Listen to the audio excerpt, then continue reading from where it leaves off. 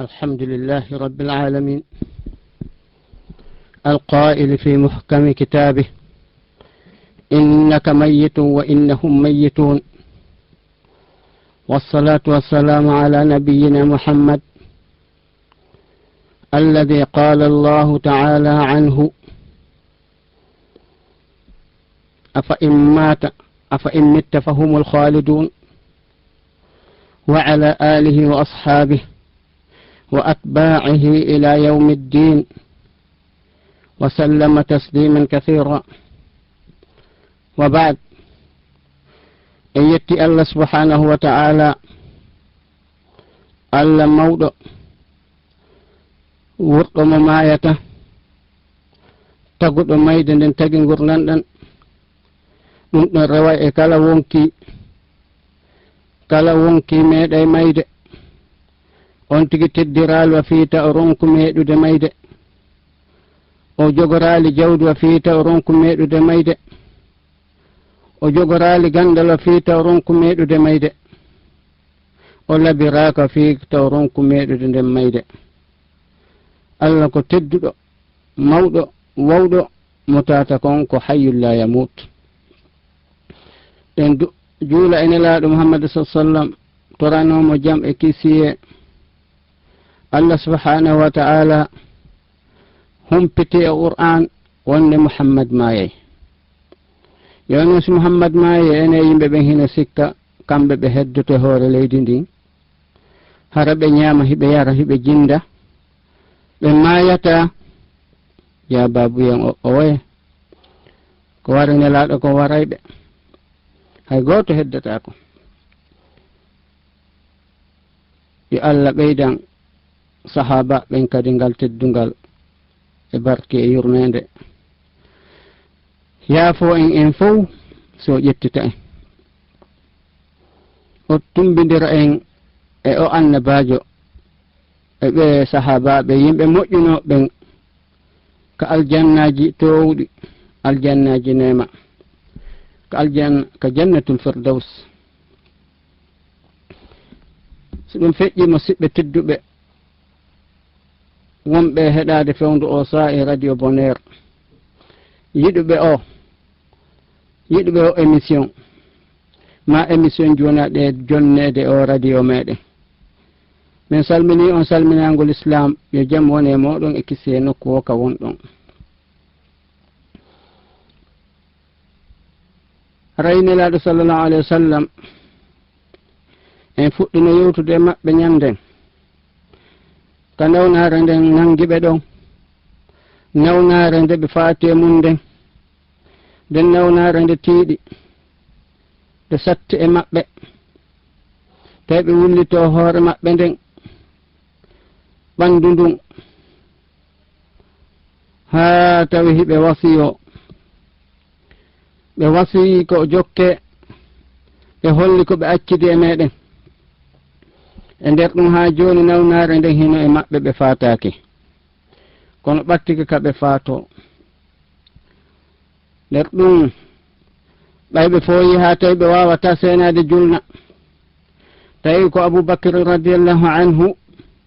ɓe suɓi yo lonto ka almamakuɗon nden ñande ma e nder ɗen ɗon balɗe ɗe ɓe wawali yaltude julna. Aboubacry radiallahu anhu ɓaynelaɗo sa sallama nawnare nden tiiɗi ɓeydike maɓɓe woni ɗon haa e alhamisa,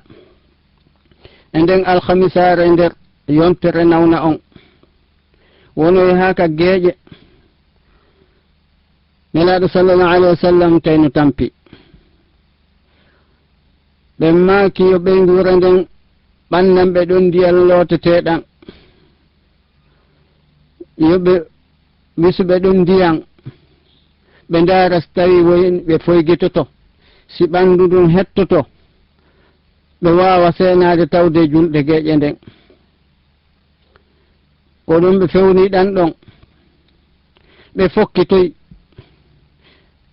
tawi ɓe wawata seenade ɓe fukki ɓe faɗɗa ɗon sabu sattude nawna on. ɓe immi kadi ɓe fokkiti ɓe maaki kadi yoɓe addan ɓe ndiyan kadi ha joni ɓay wonti seeɗa fondo ngon arti ɓe ɗiwti ɓe inni kadi ɓe lootuɓe ɓe hibbi ɓe ɗon kadi ɗon ndiyam ɓe looti ɓe ɗon kadi ɓe immi ɓe fokkiti ɓe tawi ɓe wawata darade ɗon kadi ɓe yani ɓe faɗɗa sallllahu alayhi wa sallam woni ɗon ha ɓe ɗiwti haqqille ɗen arti ɓe inni kadi lootelan wiselan ndiyan no gasa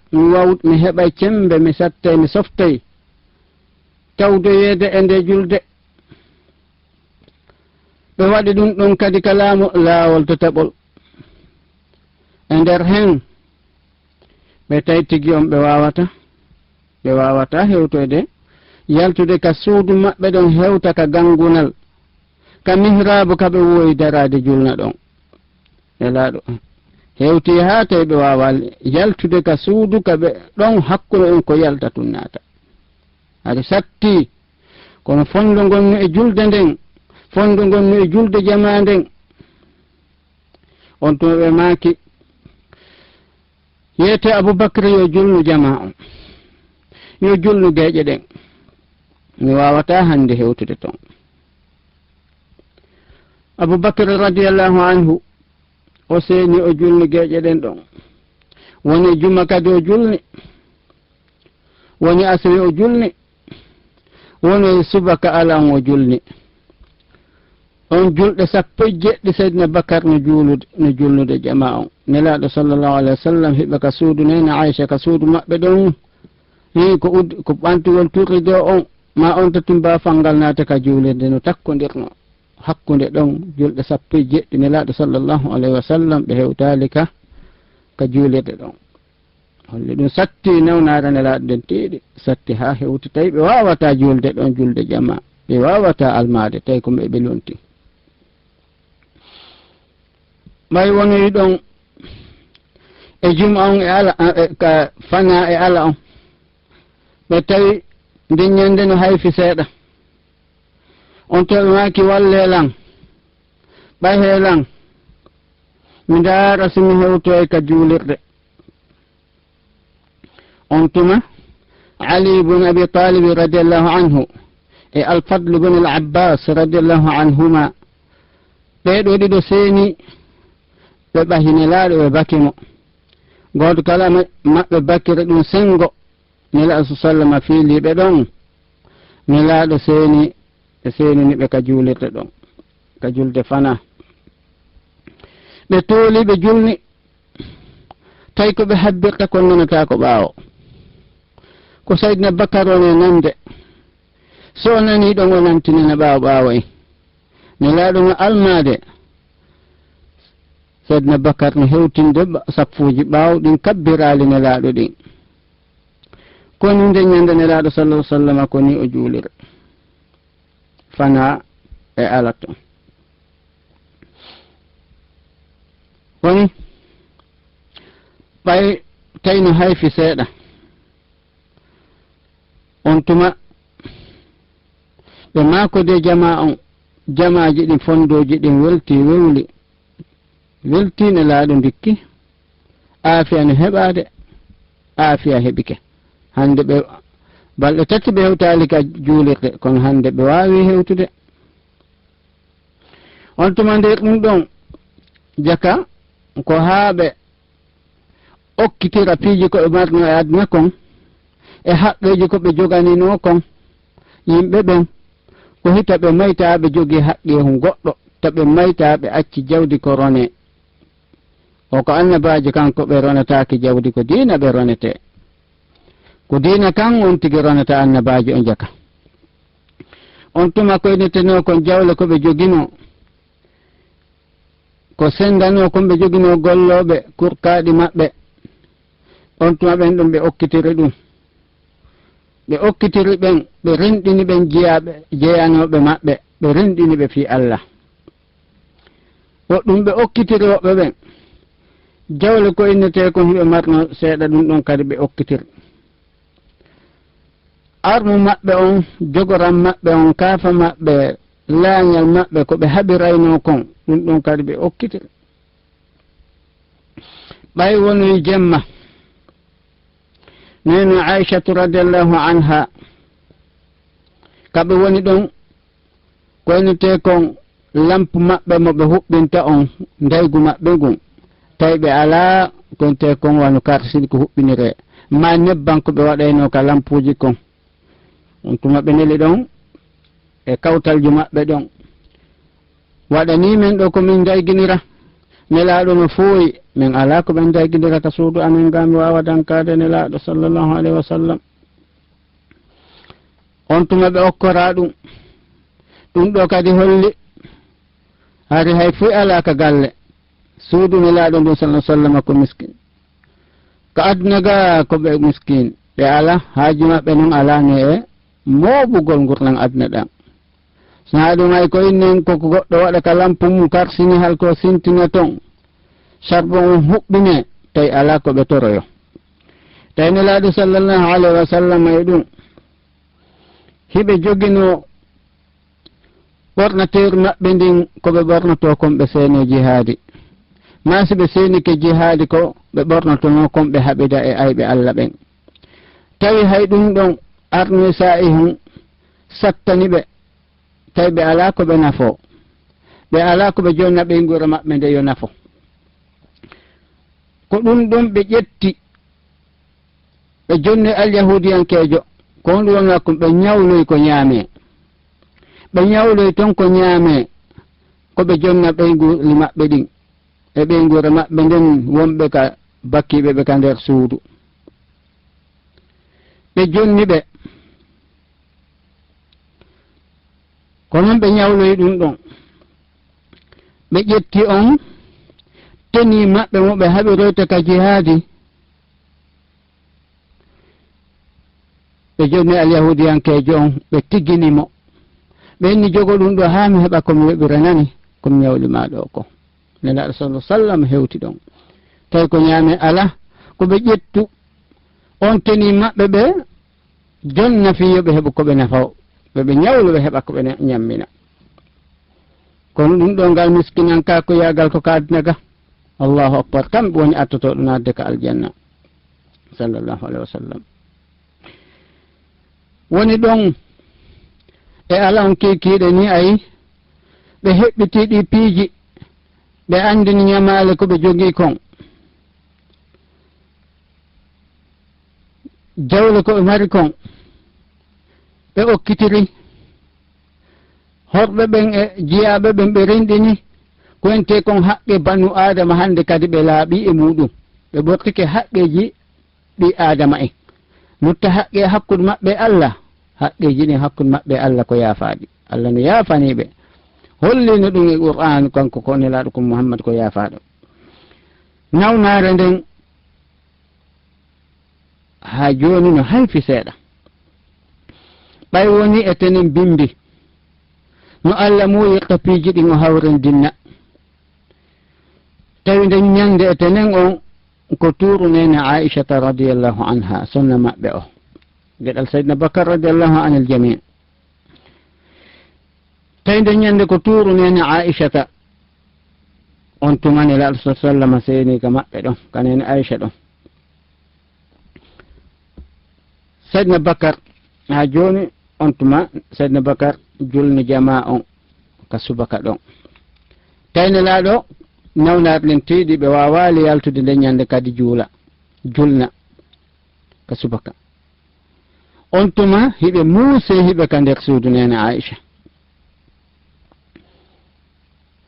on tuma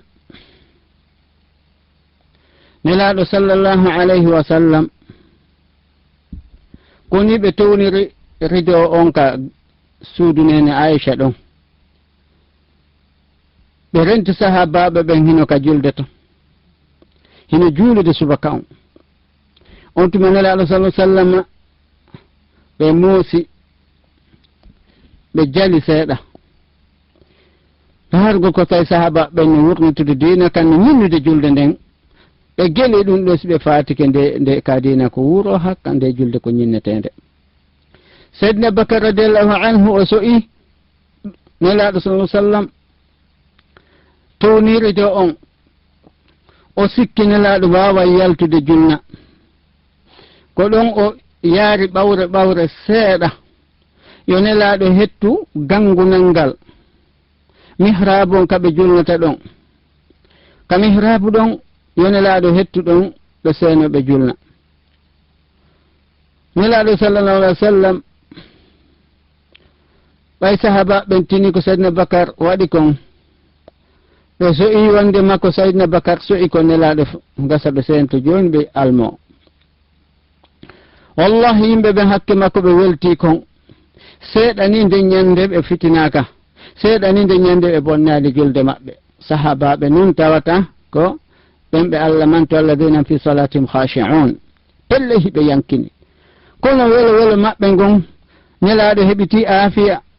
ɓe seenade julnaɓe ɓe nana hito nelaaɗo ngon welo ɗon waɗi ha seeɗa ni julde maɓɓe nden bonali ko ɓe welti kon. kono nelaaɗo sallallahu alaihi wa sallam no Musa no tampi ɓe sattini ɓe yondinani Allah ɓe yarlanimo ko ɗum ɓe joppi Sayyidina Bakar timmine julde nden. Sayyidina Bakar faami nelaaɗo joppike yoɓe timmi on tuma nelaaɗo sallam accitiri ɗo on woni ɗon nelaaɗo sallallahu alaihi wa sallam ɓay woni ñalli fewnu ka wallu ha ɗon de ñande tenen ɓe waɗi to ɓe maki noddanelan Fatima mo an noddanelan Fatima miɗo faalami yiidu waɗanelan hito e makko. Fatima seeni nelaaɗo sallallahu alaihi wa sallam maki ɓattolan ɗo ɓattolan ɓinguel an ɓe ɓatti nene Fatima ɓattiɓe ɓe uggini moggo maɓɓe. nelaaɗo sallallahu alaihi wa sallam sowndiɓe ɗon goɗɗum nene Fatima wulli ɓe wulli moƴƴa on tuma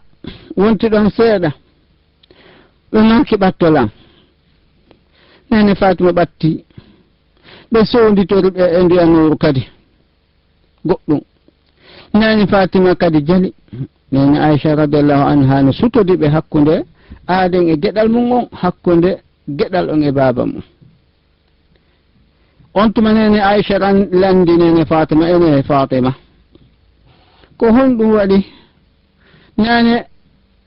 ɓe sowndike ma wulli joni ɓe sowndike ma jali ko honɗum woni ɗiɗi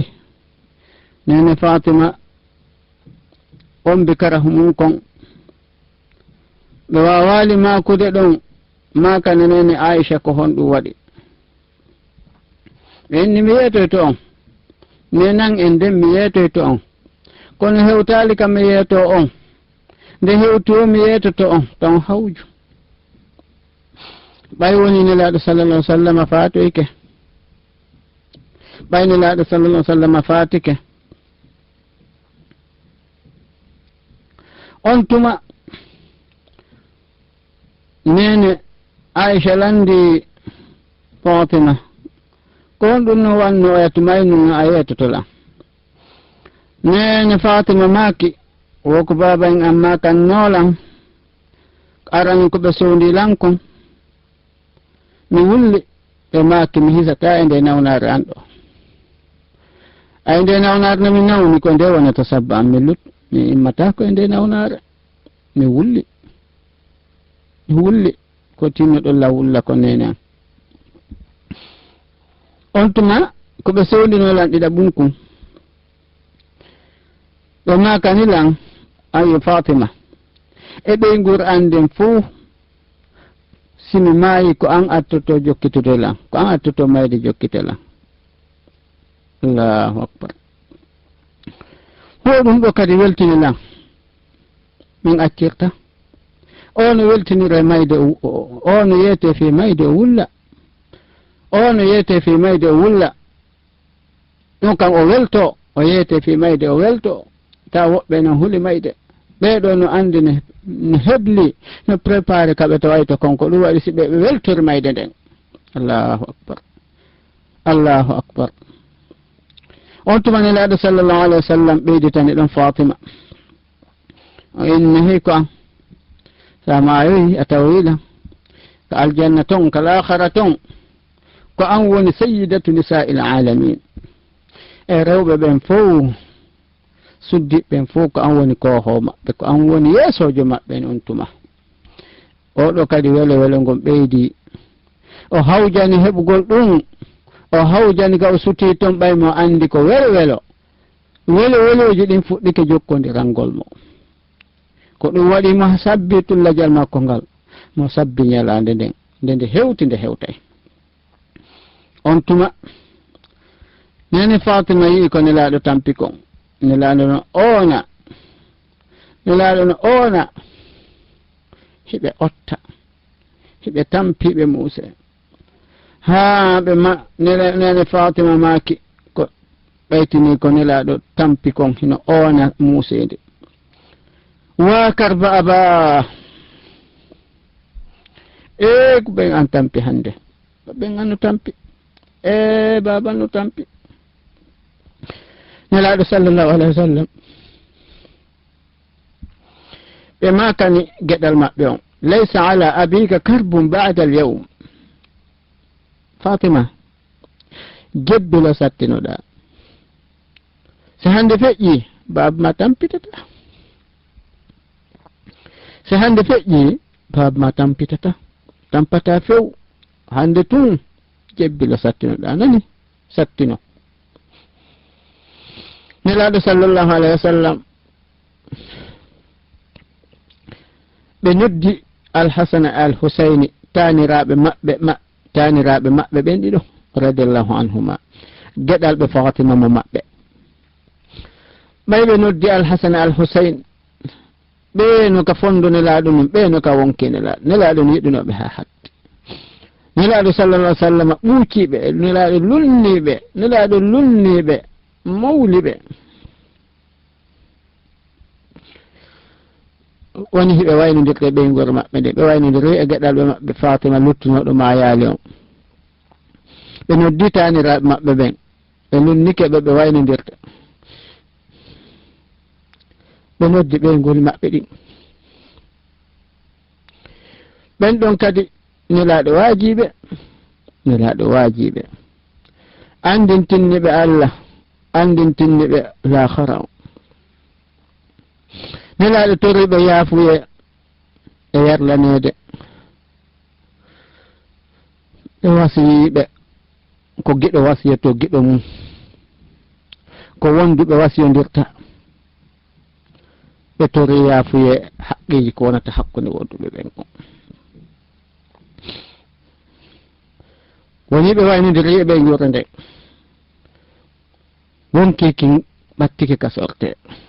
wonki nelaɗo kimma siɓɓe julɓe heeɗiɓe tawi hande kadi ñawnare nde no ɓeyda tuɗde tun nelaɗo longike ɓeygol maɓɓe nden joɗanike ɓe jooɗike sahaba ɓe no yoomi ka juulirɗe to goto kala no weemi no yoomi no renti ka nelaɗo fewndiɗo hewti nokkugo Muuse ndin no ɓeydade ɗum nde ɓeydi o nelaɗo sallallahu alayhi wa sallam himɓe jogino ɗon suddare ɓe suddo nde ɓe buumo ɓenaɓe ɓe buumo ɓe buuma ɓe nde si woni ha hayfi gokkun ɓe innaɓe a ñortam bete yeeso ngon hen nduufaɓe ɓe waɗa ɗum sonna maɓɓe waɗa ɗum kono ɓe wonirɗo nde ñande hiɓe andintinna haqqeji ɗin ha on tuma hiɓe inna lanatullahi ala alyahudi wannasara ittahadu qubura anbiyaihim masajid yo Allah huɗo alyahudankeɓɓen e annasarankoɓen ɓe ƴettino abruji annaba maɓɓe ɓe watti ɗum juulirɗe genale annaba ɗon ɓe wattino ɗum ka juule nelaɗum rentina ɓe ko ɗen golle bonɗe ari ɗon nun ha nelaɗo sallallahu alayhi wa sallam ɓe yamira yimɓe ɓe ɓe wasi fi julde nden e konde julde nden ñinne julde nden taw yeebude julde nden ñinne julde nden tan fukkude tabite e julde nde yo julɓe Allah tabite e julde nde yo julɓe Allah golloɓe mum ɓen ne'eteɓe mum ɓen boydiɓe mum ɓen jiyaɓe mum ɓen horɓe mum ɓen wonɓe e ley konngol mum ɓe wonɗum e niwde hule Allah e maɓɓe reene e maɓɓe haqqiji ɗin totte hita on fawɓe ko ɓe wawata tan kurkuɓe ɓuritaga maɓɓe on hule Allah hakkiji ɗin nelaɗo ha hewti ka wonkikin sorteteɗo hiɓe wasiyade fi julde nden hiɓe wasiyade fi ɓe tam ɓe miskinɓe ɓe yimɓe luuɓe golloɓe men ka galleji men hewti ka wonkikin sortete nelaɗo sallllahu alayhi wa sallam nelaɗo sallllahu alayhi wa sallam taynene Aisha few ɗon tuma hino ɓahi nelaɗo sallllahu alayhi wa sallam hiɓe joƴƴini ɓe nelaɗo ɓe wundiɓe ɗon nelaɗo tooli ka leydi hiɓe ɓahi nelaɗo no ɓahi ɗon enene Aisha nawa ko goɗɗo wunduto goɗɗo ko noon andi si goɗɗo hewti ka timma ɗon Abdourahmane bandirawo nene Aisha radiallahu anha o seenoyi ɗon o seeni tawi mo jogii gosorku nelaɗo sallllahu alayhi wa sallam hayni o no jogii kum gosorku nelaɗo ɓaaƴi addi ko gosorku miɗo faala gosade ɓe ɓaaƴimo ɗon kono ɓe ndaari tawi ko gite ɗen ɓe woni e joporde tawi hay maako on jooni maako on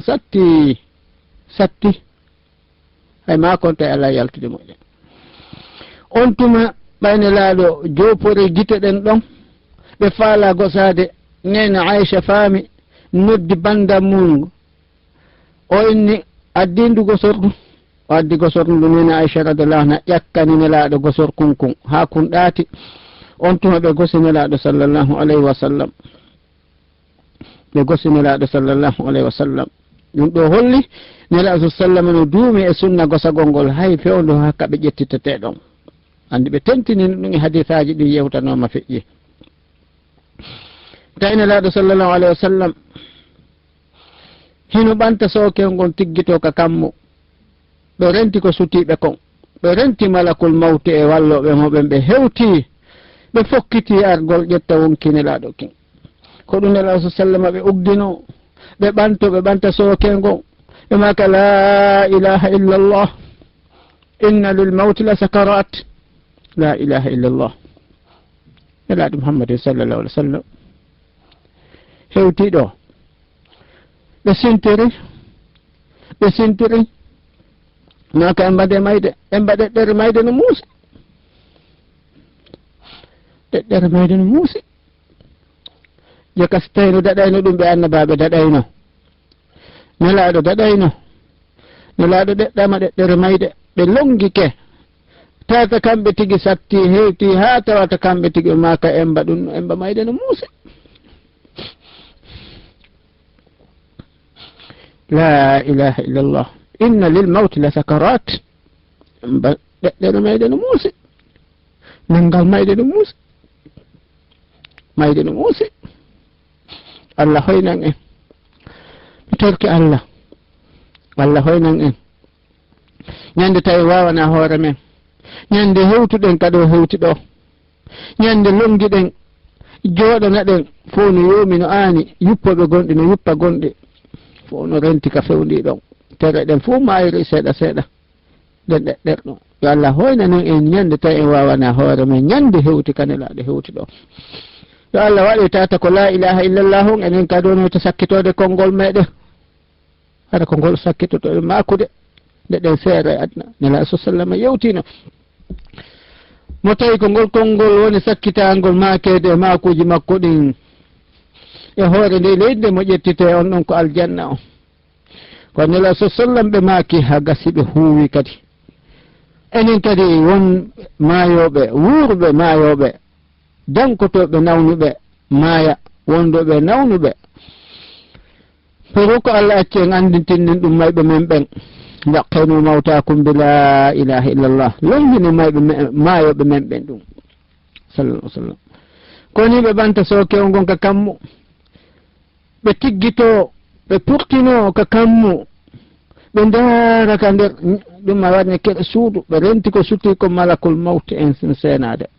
ɓe heɓde hoɓɓe toni maɓɓe ɗin no memmino ɓe makude kongude kono tawi hay ɗin kongude hande kadi hewti tawi maɓe wawata makude ɓe jopade tun woni ɓer ko tawi hito yalti seeɗa ko nelaɗo sa sallam ɓe maki joni joni mi yahay joni mi wonde e ɓen ma alladina an'ama allahu alayhim min eɓen ɓe allah neminir min annabiyina والصديقين والشهداء والصالحين اللهم اغفر لي وارحمني وألحقني بالرفيق الأعلى اللهم الرفيق الأعلى اللهم رفيق الأعلى اللهم اغفر لي وارحمني وألحقني بالرفيق الأعلى نلعب ماكي جوني جوني ميدو رنتي كم سوتيتون wonde joni ɓen annabaɓe ɓe allah moƴƴi nemini muɗum ɓen annabaɓe eɓen gonguɓe yamɓe shahid jamaji amin ardinoɗi annabaɓe siɓɓe am ɓen nelaɓe siɓɓe am eɓen gongunoɓe moƴƴuɓe eɓen ɓe mi haɓidi mi yangudi maayi attilan sugu hamsa en e nanditayɓe ɓen ɗon radiallahu ani shuhada ajmain miɗo ara sabbel am mi hewti ɓattike miɗo rentika wonɗon allah mi toɗke ma yaafalan nelaɗo woni makude ɗi allah yaafalan allah yurminan allah tawniyan dental mawgal ngal dental moƴƴuɓe ɓe joni nelaɗo sa sallam filliti ɗin konguɗi tati ɗon ɓe filliti ɗi konguɗi ɗo o aya ɗo kañum o du'a ɗo laabi tati nelaɗo sallallah alih w sallam no fillitaɗo ɗum ma alladina an'ama allahu alayhim min annabiyin والصديقين والشهداء والصالحين اللهم اغفر لي اللهم ارحمني وألحقني بالرفيق الأعلى اللهم الرفيق الأعلى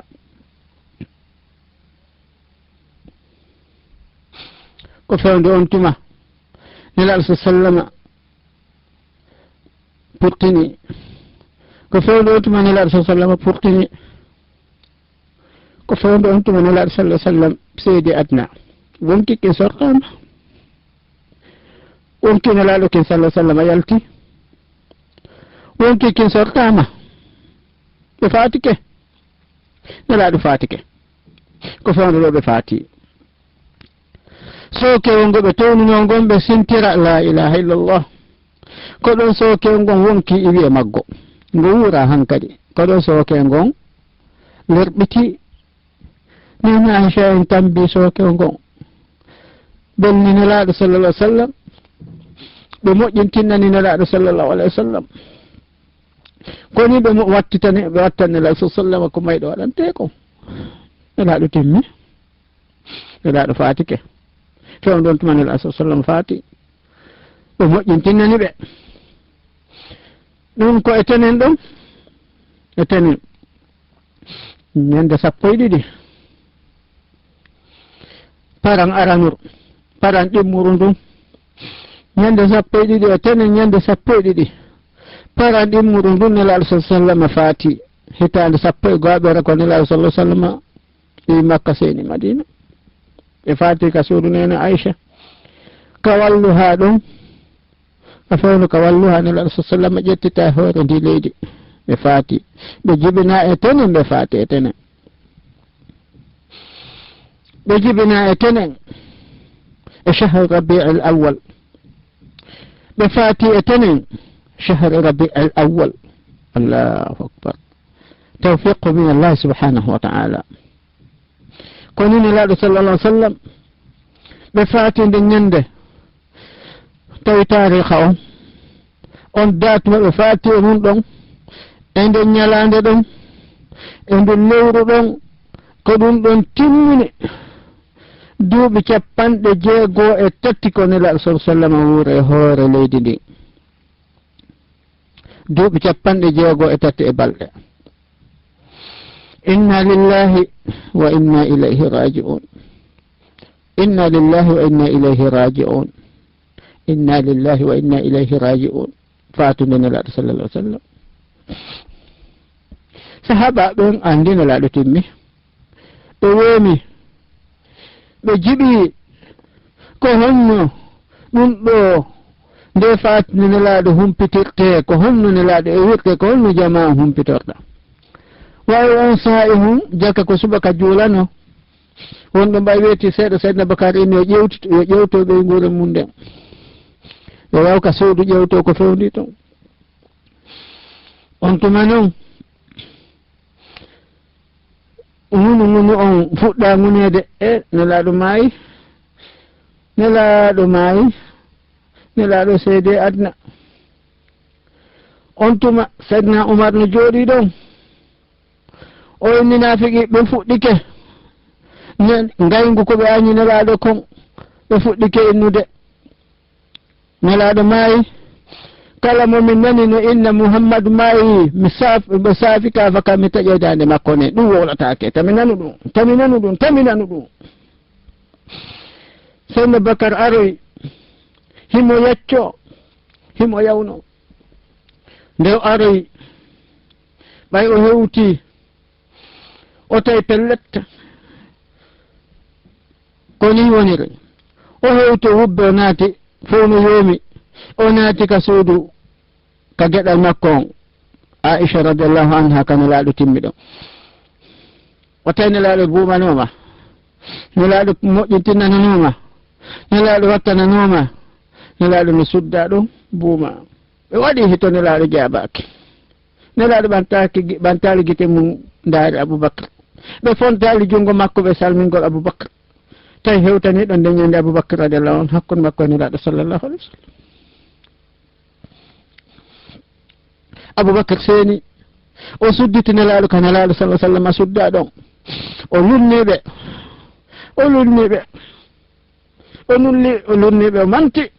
o manti o wulli oyni Muhammad a hisi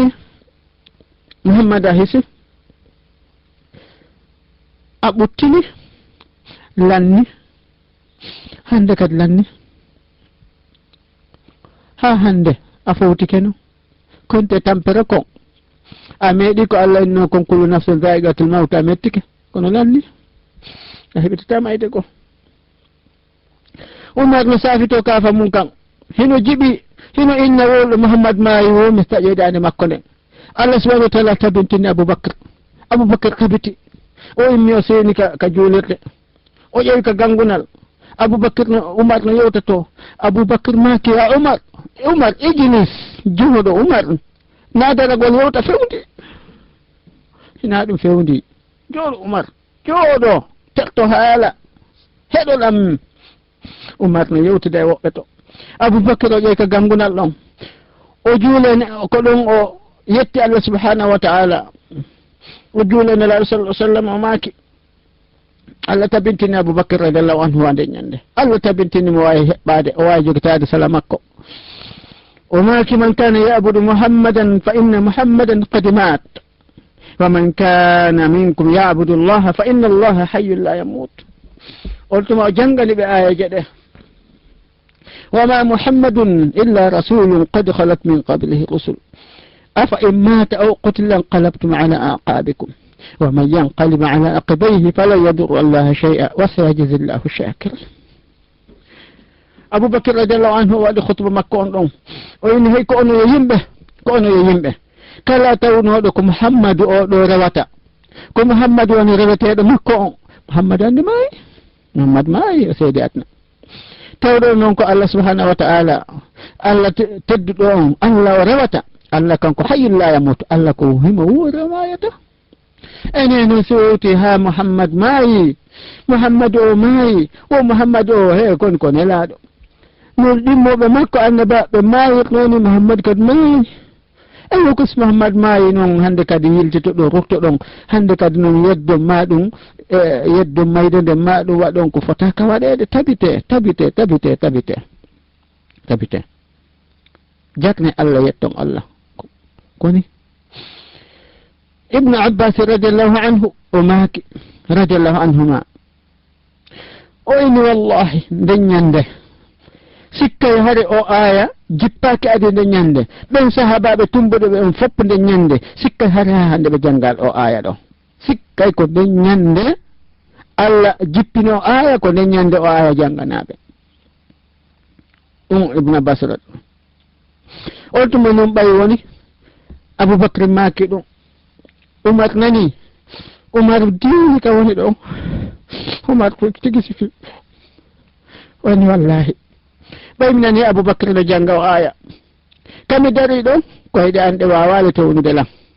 koyɗe an ɗe wawali rondade lan mi wawal darade koyɗe an ɗe ko ɗon mi piiti mi yani ko ɗum mi suuwi mi yani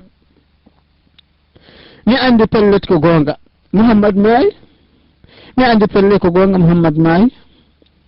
nelaɗo sallallahu alaihi wasallam maayi jaka ɗum ko gonga har mi sikkano ɗum koni mayde nelaɗo nde sallallahu alaihi wasallam koni nelaɗo sallallahu alaihi wasallam seedire e adna ko ɗon nelaɗo sallallahu alaihi wasallam faati haray koni enen kadi musidɓe julɓe heɗiɓe haray koni no nelaɗo fatori ni enen kadi mayay iwen hoore ndi leydi ɗo goto kalani koko ardini kon wama tuqaddimu li anfusikum min hayrin tajiduhu inda Allah haray préparé nden ñalande meɗen ñande Allah ƴettiten hoore ndi leydi e taw hara ko e yafaɓe Allah hokken timmode moƴƴude taw hara ko la ilaha illallah wonata sakkitode konngol meɗen haray hiɗen haɗa ɗo darso on koko woɗɗiɗo haray ko fillontal Aboubacry ngal hikki ɗo haray so tawni luttaji communauté goto no wodi landotoɗo haray bisimillah haray filande ɗen no wowir noon numéro ji men wowɗi ɗi waktu on noon ko woɗɗiɗo ni tawa ɗuuɗa ko heddi haray numéro ara noon ko 623 62 62 63 623 62 62 63 655 55 10 55 naam assalamu aleykum a ƴette numéro 669 88 46 46 allo assalamu aleykum waaleykum salam wa rahmatullah nam ko miɗo Saare ko Amadou woni wonɗo Saare nam an wil mi haala landare fi ko feƴƴiti seeɗa ka e suratu nasrullahi ɗa ko makono ɗon ko minengol jippi e ko madaniyatu mi winda e mangol ɗum ɗon so minen ay woɓɓe gono inna e oɗo mo nelaɗo no naɓuno yaman inne tawi ɗo moƴƴi ko jaɓare kanko e nelaɗo ko ɓe yani nelaɗo muynuno biro makko seeɗa ko ɗum kala andu si tawi kono mum on jababu e landal mongal fi sura onno suratu nasr ko madaniya karamo koɓɓe no lutodir fi sababu nuzul on ko honɗum innete madaniya ma makkiya woɓɓe goo no inni kala suratul jippingol ma aya jippiɗo ko adinila sa sallam ferde seno makka madina on ko makkiya kala haysi noon ko e nder nokku madina telen toon jippi kala aya kadi ma suratul jippingol ɓawnel sa sallam feeri senike madina on ɗon aya ko madaniya haysi woni nelaɗo senike hiɓe makka aya jogo jippike makka e ɓawo ferbungun hay fewde fatihu makka ma o aya ɗo ma alyawma akmaltu lakum dinakum ɗiɗo fof ko tawi nelaɗo no territoire makka on kono ɓay tun ko baɗal hijirat ɗe jippi karma koɓe gumimaki ɗeɗo koye madaniya ɗe contete o suratol ɗo koye madaniya ngol contete amma kono yaal muyno a to ko waktu on ko lannuɗo heƴataka on ɗon jaabe inchallahu taala e émission arowo en jaaboto haray waktu on ko ɗo yonti haray ɗen tori Allah subhanahu wa taala yo jaɓan en dow men ɗen o yaafo en so ƴettata en o waɗa la ilaha illallah hara ko ɗum sakkita makede assalamu aleykum wa rahmatullahi wa barakatuh